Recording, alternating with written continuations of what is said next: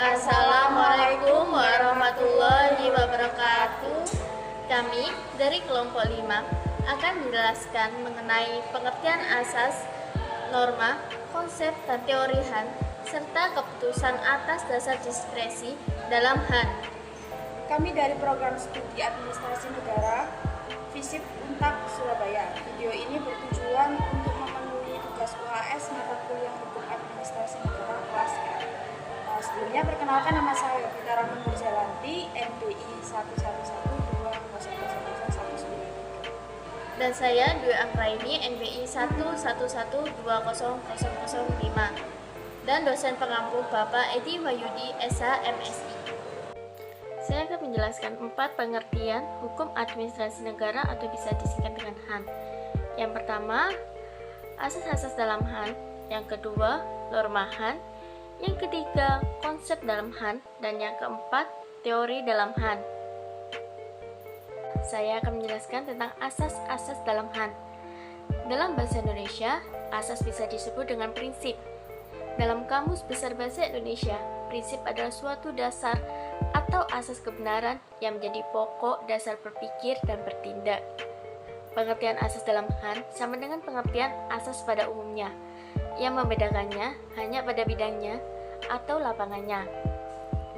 Ada contoh asas-asas dalam HAN. Yang pertama, asas keabsahan. Yang kedua, asas penyelenggaraan pemerintah yang baik atau layak. Yang ketiga, asas tata kelola pemerintahan. Yang keempat, asas praduga keabsahan. 2. Norma dalam HAN.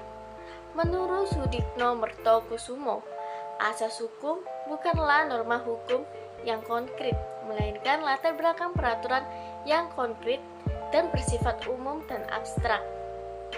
Contoh asas dan norma dalam HAN adalah asas keabsahan, keputusan pemerintah, atau setidaknya suatu keputusan pemerintah.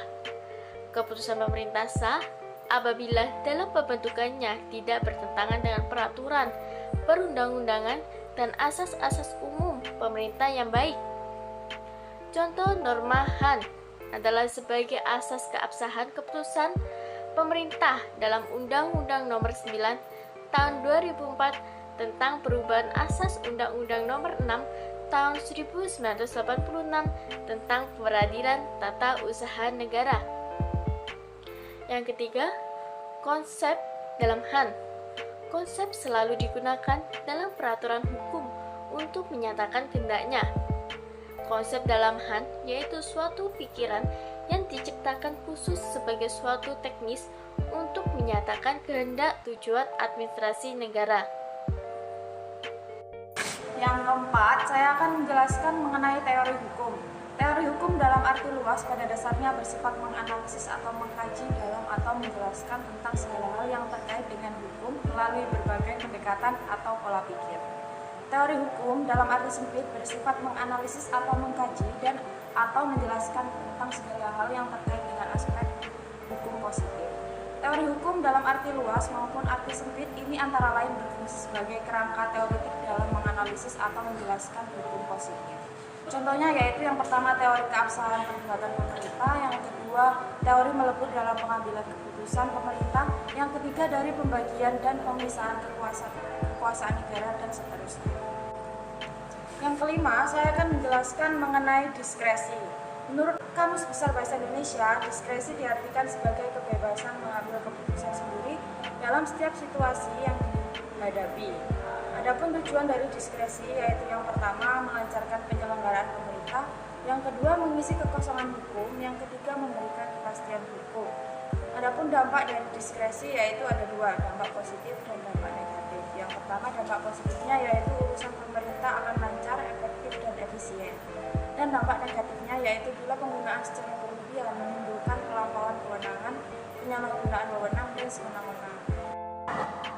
Adapun badan atau pejabat pemerintahan yang dapat menerbitkan keputusan diskresi antara lain yaitu 1. Presiden, 2. Para menteri atau badan setingkat menteri, ketiga Panglima TNI dan Kepala Staf Angkatan Darat, Laut, dan Udara, Kepala Kepolisian Negara. Yang keempat, ada Ketua Komisi atau Dewan, kelima Gubernur, keenam Bupati dan Wali Kota, 7 pejabat eselon 1 di pemerintahan pusat dan provinsi, sekretaris daerah kabupaten atau kota. Kedelapan, ada pimpinan badan serta pejabat operasional yang memiliki kewenangan untuk menetapkan keputusan diskresi. Sekian yang dapat kami jelaskan. Mohon maaf bila ada salah kata. Wassalamualaikum warahmatullahi wabarakatuh.